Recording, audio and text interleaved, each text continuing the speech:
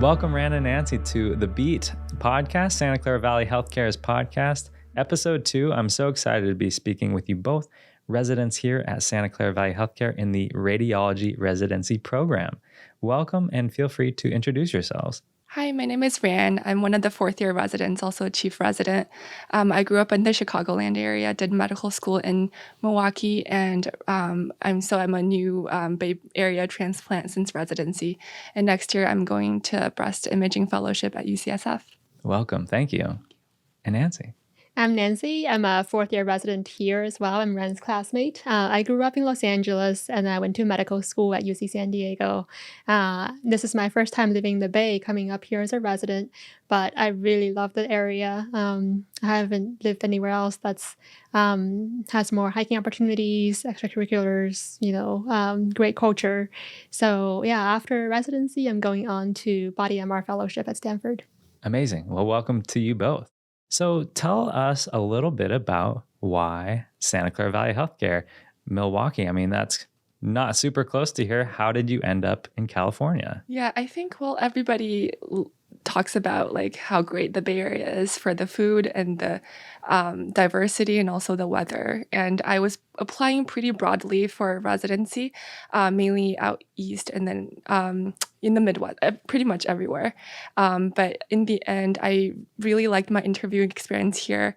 And I do have 2 kids. I had both of them during medical school, and I feel like this is a good area for them to grow up. So very happy that I ended up here. Was there anything in particular about the program here versus other programs that made this one really stand out to you? Yeah, so during my interview experience, it seemed like a lot of the residents back then did have families, and they were talking to me about how great it is for kids to grow up in the area. And I do also have family in the area, so it's a little bit of that reason as well. Cool. And Nancy, any similarities there for you, or what made Santa Clara Valley Healthcare sound good?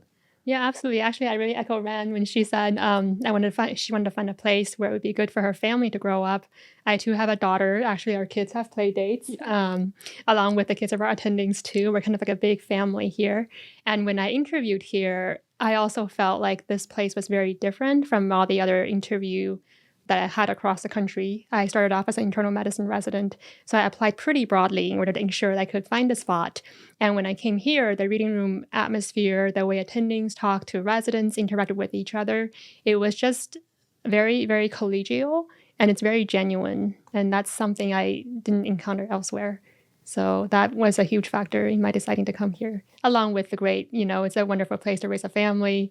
You can go on hikes every weekend, like all kinds of good food. So can't beat that. That's fantastic to hear. So not only is it the collegial environment, you got a great place to raise a family, probably a great work-life balance that we'll talk more about too. But in terms of the actual program itself and the things that you do and the modalities that you get to experience and work in, was there anything with that was unique that you maybe noticed that stood out in this program here at Santa Clara Valley Healthcare?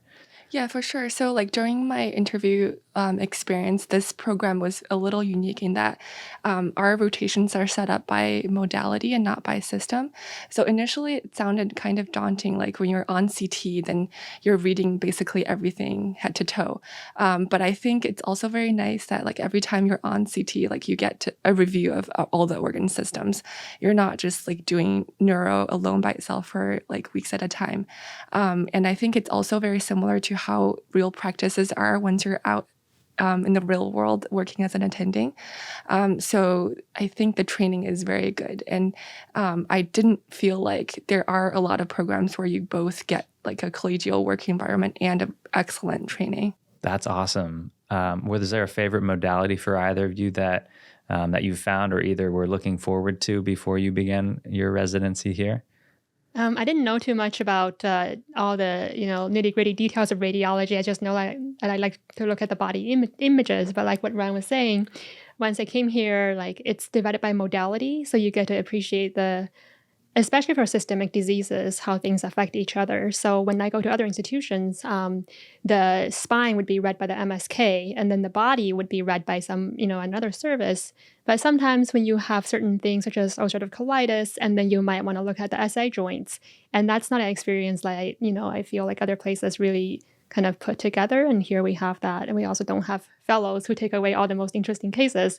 That makes you struggle a bit, but you also learn. That's, I think, one of the fastest way to grow and learn is when you have to, look things up and try to rise to that level of challenge. So, yeah, but in terms of modality, I think I like MR the best. We have like great techs who have been here for decades and who are very gentle, easing us into the ins and outs of it, understanding that we're just a few months into our residency in the beginning, and they're just a wealth of experience. And the attendings here who are MR readers, they've been doing it for decades too. Some of them wrote some of the first papers on, for instance, acute brain bleeds on MRI. So that's very exciting to work with them. Some of the things that I've heard the most often from residents is that we don't have fellows. So you really do get that hands-on experience. Was that something that really urged you to get a radiology from internal medicine, like you said?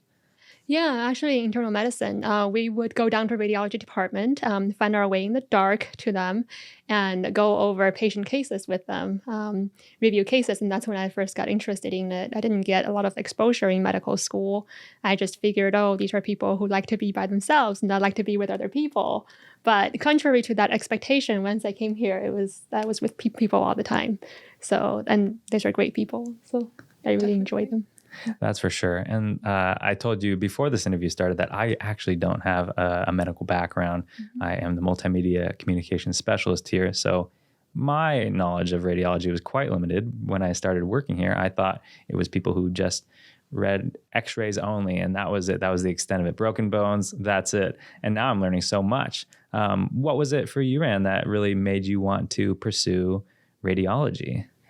I think I really like making the diagnosis. I think that's the one thing that drew me to radiology a lot. And then also, like you said, there are like many other aspects of radiology, including procedures. And I enjoy a lot procedures, especially like here at Santa Clara Valley, because the fact that we don't have any fellows on procedural services, we get to be either the main operator or primary assist. So for both IR, interventional radiology, and breast imaging, we get exposed to a lot of opportunities to practice our procedural skills. And then also, we have Stanford residents rotating here for both of those procedures, procedural rotations, just because we have that opportunity without fellows. Yeah, we'll definitely talk about that relationship with like Stanford and UCSF and things. One of the first things that I filmed here as a filmmaker was like an interventional radiology procedure. And that was really cool. And like you said, lack of fellows here. But I'm sure you still do have like mentorship. Like what is that environment like where you do have people coming alongside you, not to bombard with you with what to do, but more be a guide of how to do something? What is the mentorship like here? Yeah, so we work with attendings basically one-on-one on a daily basis. On each service, we get assigned attending for each half day, and then we preview our cases, we read out with them. And during that teaching period, we sit next to them, they point out things to us, and we learn a lot. I think I learned the most of radiology that way. And also we, on a broader aspect, we get a mentor assigned towards the end of our first year, just for overall career goals, research opportunities, life, anything. And also just any attending in the department, they're all very approachable. Anytime we have a particular question and feel like maybe one attending has more experience in that field, there's nothing stopping us from going to them and asking for advice. That has to be so good to be able to have such hands-on experience, but know that you have such incredible support too. Do you have anything to add to that, Nancy? Yeah, I have the same experience. I feel like, there's all kinds of issues that can come up during 4 years of residency when you're also oftentimes busy with your family life, having a lot of change in your life. So I think I'm really lucky to be in a place where anything that comes up, either personal, professional, I can just text an attending that I know who will hear me out, who will be confidential, who will know, who will give me discreet advice. And I've really appreciated that over the 4 years. So you've mentioned how the program here is modality focused. Mm-hmm. Have you also gotten a chance to do rotations at other places as well? Yeah, so we do 2 rotations at Stanford, one for pediatric radiology. It's at their Packard Hospital. So for 3 weeks, we get like a wide breadth of like pediatric pathology, and being like a tertiary referral center, we see a lot of complicated cases there. And also we do a body rotation at Stanford to like supplement our experience here. We do see a lot of like cancers and post-operative scans. Yeah, we also have the body rotation there, like Ryan was saying. It's a week on MR, a week on CT body, and then some combination of nukes and PET CT. And because Stanford has this huge cancer center, so there's a lot more volume for PET. We have PETs here too, but over there, because you also see the post-op, pre-op, all the specialized treatments, and then even clinical trial patients. So it's a different experience. And the other great thing about having this established relationship is whenever you go over there, there's never a lack of lunch buddies, because your seniors who are now fellows there, they might be in breast, they might be in body, they might be the fellow who's overseeing your work. So you really feel like it's as if, like you've not gone to high school and these are the seniors from last year who are in college and who are your counselors, in that sort of, if that can be a metaphor. So it's a nice sense of like kind of being home away from home. That's great. It sounds like a wider breadth of cases, wider breadth of facilities that you get to utilize too, and more people that you get to meet and collaborate with as well over there at Stanford and other facilities. That's great. So being here in Silicon Valley, Santa Clara Valley Healthcare, we have a very diverse population here, which speaking with other people, I've come to understand that then cases that you see are also quite diverse as well. So going along the lines of having great mentorship here to see such a wide array of cases, what type of cases are you seeing here that you may have been surprised to experience? And also, what's it like just to be at a place where you do get such a broad experience? Yeah, I think a lot of our patients, since this is a county hospital, one thing in common with all the other county hospitals across the country is that we're sort of a catchment safety net for patients who may or may not have insurance, who, for all kinds of reasons, may not have anywhere else to go for care. And unfortunately, sometimes they present with diseases that are quite advanced or not really seen even in North America. So we do get the opportunity to, see such a wide diversity of diseases. Sometimes things that we only see in textbooks. I remember there's one resident who just completed a case series on a certain disease in breast. And that's something that elsewhere in large academic centers and maybe, serving a more affluent population, it's considered case report level rarity. But here we have them like, a couple a month, I would say. So I think that's quite special to have that opportunity.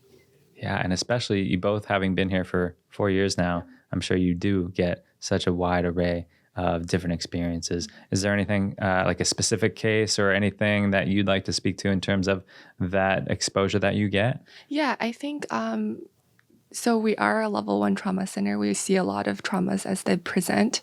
And I think in like emergency radiology, that's pretty important to see like real traumas happen and like be able to be efficient and generate a report in a timely manner so that the patients can get the care that they need. And also being a county hospital, like Nancy was saying, we see a lot of disease processes when they first present. We do also see like the follow-ups and everything, or like the post-surgical, post-op follow-up imaging as well, but that initial presentation I think is so important, and you don't get that at a lot of other places, and it's just a great experience.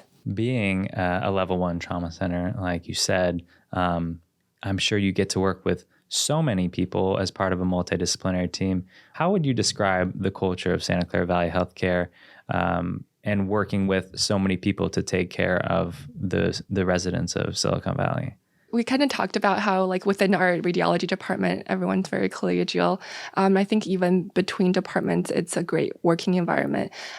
Both on diagnostic and interventional radiology, we work pretty closely with the trauma surgery service for these traumas that come in. Sometimes the trauma team will come in the reading room after the patient's off the scanner to review the scans with us, if in case they need any intervention. The interventional radiology team also have like a discussion with the surgery team. It's a nice working environment.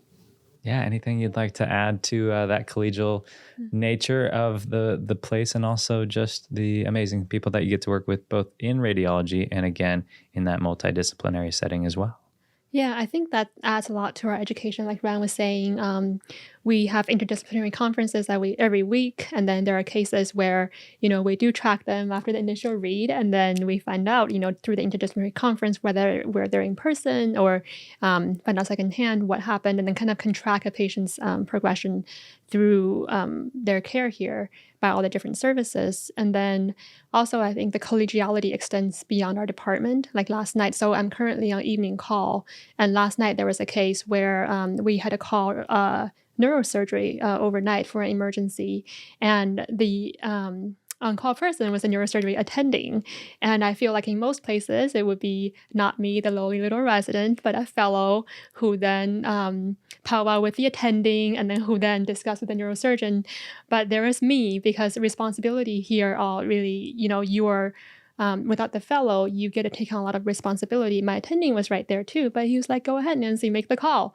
So I did, and he, the neurosurgeon attending, identified himself by first names, and it was just a very nice discussion, and it felt like I was being treated as an equal. And he asked me what my opinion was for a follow-up scan. So it just felt like it's something that I was nervous about going to call him in the beginning, but turned out well. That's great. You get kind people, and you really do have that hands-on environment to learn new things. And then going forward, then you'll be in that position to do that for a resident going forth as well, I'm sure. Talking about the way in which you are educated, through that experience, through that mentorship, through the lack of fellows, but also you talked about conferences. And can you talk a little bit about how you learn through those, which happen daily, right? As well as grand rounds with other specialties like pulmonary, like neurosurgery as well. Yeah, so we have 2 conference slots every single day, 8 a.m. and over noon. The morning conferences are typically held by attendings. Typically, they're either like didactic sessions or sometimes case-based lectures. And then during the noon session, it's more resident run. And so you not only get a experience where you like listen to what the attending has to teach you, but then you also get to prepare a conference and teach your fellow residents. And I think trying to teach something is also a great learning opportunity, because you really have to understand what you're trying to teach other people. Is there a way in which you've found that has been the most effective for you to learn? Has it been through conferences, grand rounds, experience, or just all of them together? I think it's a combination of all of them. Like Ryan was saying earlier, I totally agree that during readouts, one-on-one readouts, is when I think a lot of my learning come from, and just appreciating even the different attending styles. Some convey critical information in a certain way, while others like to summarize in another style. And over time, that's how you try to figure out your own style too. And then the conferences too, I think it's really useful, especially now that COVID is sort of, getting to be hopefully soon to be behind us. More services from other departments are coming in person for our conferences. So just this past week, the neurosurgery team came, and they went over a case I had read, putting a preliminary read overnight, and the next morning was read out by the attending. And hearing their perspective and what decision tree happened when I put in the read and how that impacted the patient, that really helped me see the other side. So it's something that I think you would not learn just by yourselves in the reading room, even with the best attending. But we have this nice collegial sort of collaborative environment here. It sounds like a very collaborative nature of working as well, which sounds amazing. Makes me want to join residency too. I think I should have started a long time ago. Talking about the cutting edge way in which you learn, something that I also hear from many people, whether it's residents or other staff and providers, is that being located in Silicon Valley, we do have access to a lot of funding and resources. Can you talk a little bit about the technology that you have access to as well, being here and being able to treat patients with the cutting edge technology that one would love to learn how to use when joining a residency program? Yeah, so we are getting a lot of new equipment, both in CT, MRI. I think we're getting a new 3T MR scanner. And also in breast imaging, we're starting to implement tomosynthesis in both our screening and diagnostic work. So we're on our way to getting better things. I think a lot of us have the opportunity to work with surrounding like the techie-oriented population here. Like some of the residents are involved in these AI projects, doing breast cancer screenings. And then there's also this collaboration with Stanford. A lot of our residents also find plenty of research opportunities there too. And because we go to Stanford for rotations, so it's a lot easier to just be able to plug into their system too. And for instance, search their packs, find mentors. And I think those kind of things elsewhere, I imagine it's a little more difficult to come by just because right here we're even physically close to, say, Santa Clara University, where they're doing lots of research into automation and machine learning. So. That was actually going to be my next question was, does research happen a lot with those partner organizations, or how is research usually conducted in the radiology residency program here? So we have many attendings interested in helping out the residents with research projects, either from like case reports or to like AI related research. I personally have done 2 projects, one of which is AI related breast research with a group at Santa Clara University. And then another one, it's more kind of a case series or like an educational exhibit on like COVID vaccination related axillary lymphadenopathy, and that's with people at Stanford. So we have attendings who have those connections, and if you're interested, there are a lot of research opportunities available. How does that feel to be able to be learning so much here, but then also contribute in a research way as well with a bunch of brilliant minds here, and knowing that you are putting forth your mark on the medical community too? Yeah, I think it really matters because we have a different patient population.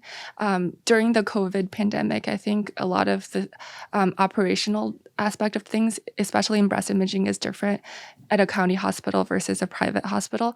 And some of the numbers that we saw are very different. And I think it's important from a research perspective to get like a different view on everything. So that project on the COVID vaccination was very interesting. And it was very interesting to see what the other institutions saw. Like I think multiple groups, like including Stanford, Kaiser, PAMF, were all a part of that. Nancy, have you gotten an opportunity to do some research projects that you've felt very passionately about as well? Yeah, here actually right now, currently I'm working on a project with one of our body MR attendings. So we have been using 2 different modalities. One's a French developed method. Another one is a local GE method to estimate liver iron concentration. And so right now, because, like Ron was saying, when you are looking for a project, you don't have to look that hard. There's plenty of opportunities. And if you express an interest in whatever field, and sometimes attendings will even be proactively asking, what are you going into? Would you be interested in this? So for this project, that's how I sort of stumbled upon it. The attendings learned I had an interest in body MR, so they asked me if I want to take this on. So it's basically comparing the reproducibility between those 2 methods and seeing if there is enough of a reproducibility that we can just rely on a single machine method instead of having operators draw what's called regions of interest, like little circles that define a acceptable area in the liver to measure liver iron for. So yeah, I just elsewhere I feel like I would need to complete an IRB, find my own way through mentors, find a statistician, find someone who would be willing to take me on. But here it was just like a conversation, and then it got started. What a better way than to learn through research and through doing. That's really cool. With a project like that, how is that decided upon, liver iron? Is it just something that you're interested in and you seek out an opportunity to research, or is it based off of cases that you're seeing? How does research come about? That project sort of fell into my lap again because I was interested in body MR, and the attendings would proactively ask you, what are you interested in? I have A, B, C, and D, take your pick. But also before I arrived in residency, I did some research in liver iron and liver fat too. So I think that one really resonated with me. But I think for everyone else, we have some other residents who are interested in body too, and then also deciding between body and MSK. And they also have just their pick of projects that they're interested in. That's just phenomenal. It really does sound like you have an opportunity to follow what you're passionate about, follow what you are interested in learning more about, and then get to share that knowledge and information with others and the broader community of medical professionals as well. We have talked about the research now, but let's talk a little bit more about those collaborations and research with other hospitals and other universities as well. How has that been impactful for you in this program? And was that something that wanted you to take a closer look at Santa Clara Valley Healthcare for your place of higher learning as well? I think I found out a lot about the research opportunities after I started as a resident, and I was like very pleasantly surprised. The collaboration with like the group at Santa Clara University, which is like an engineering, it's a group in the engineering department, and they do a lot of like algorithms for imaging detection. And from our perspective, we can collect images in whatever field that we are interested in. For example, I was going into breast imaging, so I got images of like different either breast masses or calcifications, and then I would send it to them and they can process and get like really good numbers in cancer detection. But for say another resident, she's like interested in musculoskeletal system, so she would send images of like trauma patients with rib fractures, and then they can do a different algorithm and detect rib fractures. And another resident is interested in neuroradiology, and he sent images of like arterial, either CT or MRA images, and they can detect aneurysm. So it's amazing to see like what they can do with the images that we provide, and it also gives us flexibility in like the kind of the field that we want to get into. That is so cool. Anything you'd like to add to that collaboration between not only your colleagues here within the program, but also partners at other universities and hospitals as well? Yeah, so when I first got here, I was still wrapping up a project from my medical school institution, and the attendings here were super supportive. It wasn't like, oh, you just started here and you have to be focused on clinical duties now. They say, well, just, do those few things and then I'll take over from there. So for an entire afternoon, for instance, for 2 hours, I would just be able to have a research meeting on Zoom with my advisors, down in Southern California, and be able to talk about those things. And at the end of it, I'd be able to bounce off ideas off my attendings here, even though it's a project that originated elsewhere. But they were very generous in supporting me and guide me and just allowing me this time outside of my clinical duties. And the other thing we have here is everyone gets research time. So if you have a project, and it's very flexible too, because as you might know, research can sometimes like snowball unexpectedly, and there's a deadline coming up and there's a conference you just heard about and you have to, you were thinking, oh, I have to pull some all-nighters now to get it happen. But you're not alone, because then you can approach your chiefs, you can approach our PD and say, hey, I have this thing coming up. Can I shuffle my schedule around a little bit? So I was able to get a week off research on pretty short notice in order to submit by a certain paper deadline. So that was something that was a really nice surprise. I think in a lot of institutions where the schedule is more rigid, that would be hard to pull off. How have you felt supported here in terms of how you are prepared to move on beyond residency in terms of your job search? Yeah, we have wonderful attending support in both the fellowship application process and also future job placement.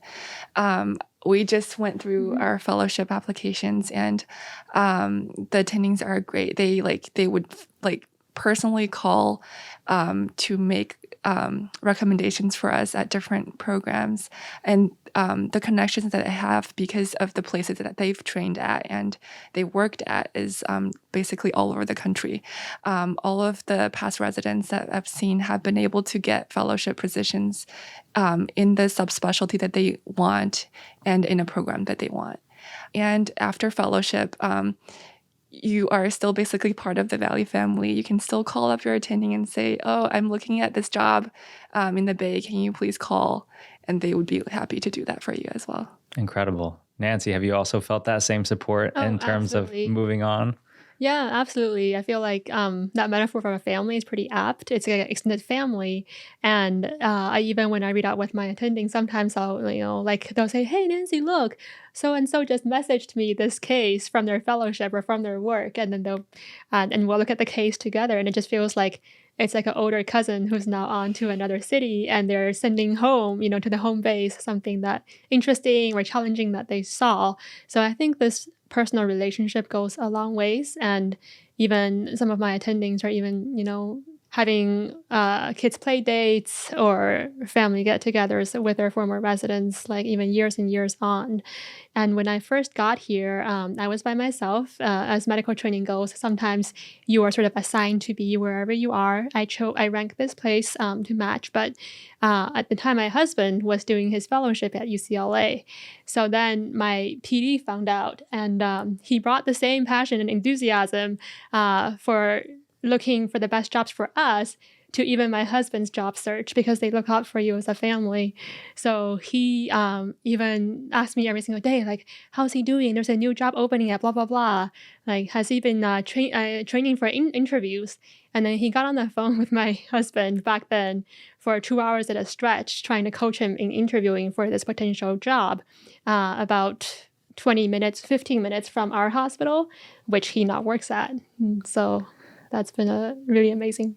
That is incredible to hear. So when you both either end up working here after residency or elsewhere, you definitely have to stay in touch. So going along those lines, we've talked about the at-work environment, and now hearing more about, how you help each other and things. Can you talk a little bit about the culture of, interpersonally, the residents with each other outside of work? It almost sounds familial in a way. Yeah, definitely. Yeah. We like to hang out outside of work. Nancy is now like my work sister or twin, I guess. And our kids are like they're like cousins. Yeah. And my daughter says she can leave my house now and just like live with Ren's family. and you didn't know each other before this, right? No, not at all. We met on our interview day. We interviewed on the same day and ended up here together. Wow, that is so cool. Yeah. And then with your other residents as well, like what has that been like in terms of getting to work towards something that is so impactful for yourselves and others, but also getting to have that environment of, having friends outside of work too? Yeah, so we have like both resident-wide events or like just casual side events. Like resident-wide events, we do like a first year welcome happy hour, and we're like on the first day, like July 1st, they show up for orientation, and then after work we take them out for drinks. And then there's also a welcome picnic where all the attendings bring their families, and we find a park close by. One year, I think for our first year, we went to the beach and had seafood boil. And it's a great way for everybody to get to know the first years, and also for them to know like other residents and all the attendings as well. And we have like a retreat event. But aside from that, sometimes we just like hang out after work and go get food at night. Yeah, I think we're all really close. I think that's it just speaks to how good the environment here too is, because I think it can easily, residency is a stressful time, and you can easily feel like you're in this all by yourself. There's so much work and you have to do it all. But I don't feel that way. Like there's so many times when, one of us is sick or we have some family emergency, and I feel free to just approach any of one of my residents and say, hey, I have this situation come up. Can you cover me? And of course, everyone's very fair, so you try to repay each other in spades. But yeah, I just feel like I'm happy to step up for my co-residents, knowing that they're always there for me as well. And even for personal matters too, sometimes we'll just like call each other in the middle of the night or post call and say like, just go on a therapeutic rant, and then everything's better.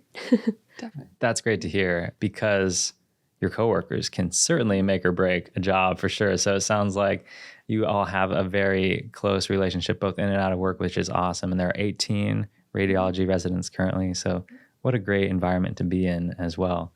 You mentioned the beach. Can we talk a little bit about where we live? Because it's an awesome place, I think. I'm sure you can speak to that as well. Yeah, we're like an hour away from the ocean and like good hiking trails, wine country, like we're in the middle of it all. Yeah, there's no lack of things to do. I mean, we always, whenever we're not on duty over the weekend, and almost the entire first year, you have golden weekends, except for the few weeks of IR. But the rest of the time, you can just do whatever you want on the weekend. So we love when it comes to even Thursday, we're already asking each other, hey, what are you up to this weekend?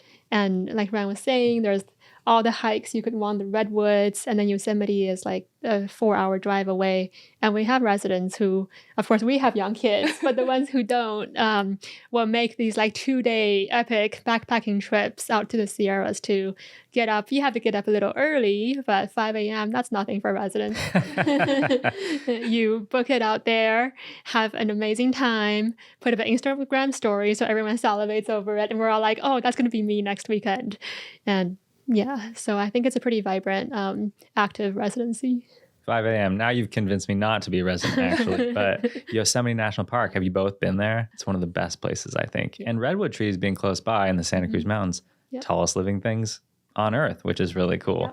Commute-wise, also, do you have places nearby that you live that you also enjoy as well? Do all the residents kind of live nearby to the medical center? Yeah, I think most residents live within like 5 to 20 minutes of driving distance to the hospital.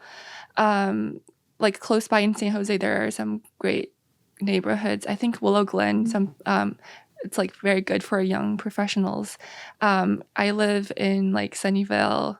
There are people who live in Mountain View areas. It's like better for our families.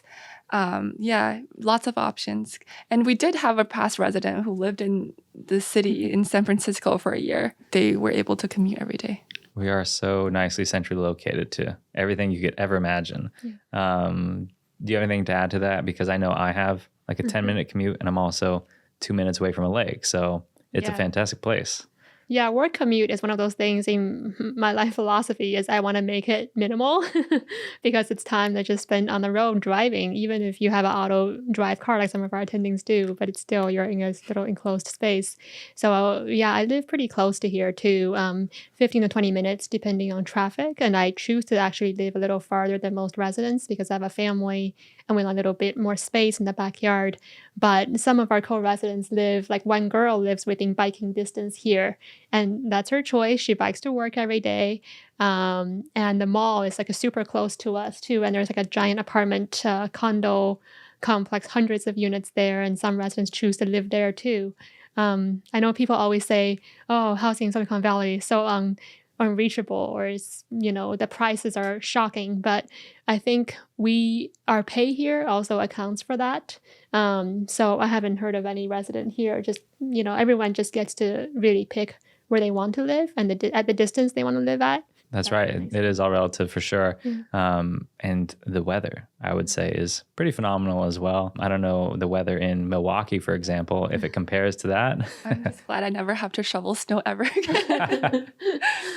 Yeah, I would say it's sunny most of the time, never too hot, never too cold. So me personally, I like that a lot. Oh, I mentioned snow, but if you do want snow, like Lake Tahoe, it's so That's true. Yeah. How far away is Tahoe from here? It's not that far. No, I think 4. Yeah. 4 That's hours. pretty wild. Tahoe, Yosemite, San Francisco, Santa Cruz, Napa, everything is so close. Even LA, we were talking last episode, is just a couple hours away. So what more could you want? Mountains, ocean, all of it. I am going to end with the hardest question. Your favorite thing about being a resident here, out of all of the things we talked about, what has made you most fulfilled to have been here for 4 years and to have not lost that passion for what you do in this place? I think my favorite thing is just the feeling of wanting to come to work every morning. I guess that feeling comes from mainly 2 different reasons. I know that I'm going to get an excellent training, and I know that I'm going to see the people that I like. Beautiful. I love it. Did you give it enough thought? Because again, hard question. Yeah, there's so many reasons, but yeah, that's absolutely it. Like one of the things being that I get to see people I like. I look forward to talking to them when I come back from a vacation. I think I have so much to tell Rand.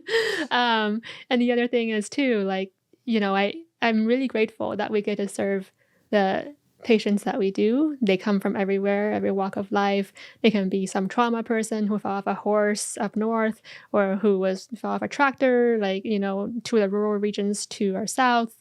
And I'm just grateful that there's no, I feel like as a physician, that's one of my goals in life, to be able to serve everyone who come through the door. So that's amazing to hear. Is there anything else that you would tell future residents, people considering this program at all? I think this was just a wonderful infomercial, personally speaking. It's a wonderful place to train. And I think I did want to bring up one point. A lot of our attendings were residents here. And the fact that they want to come back to work as an attending, I think it speaks volume to like the culture and the work environment here. It's been a great 4 years for me. And I wouldn't want to do residency anywhere else. Well, thank you both, Rand and Nancy, for joining for episode 2 of The Beat, Santa Clara Valley Healthcare's podcast. You are both phenomenal medical professionals here, and you're making a huge difference. We thank you for joining today, and we look forward to seeing all that you do and all of the residents that come here to learn as well. So thank you so much. thanks for having us.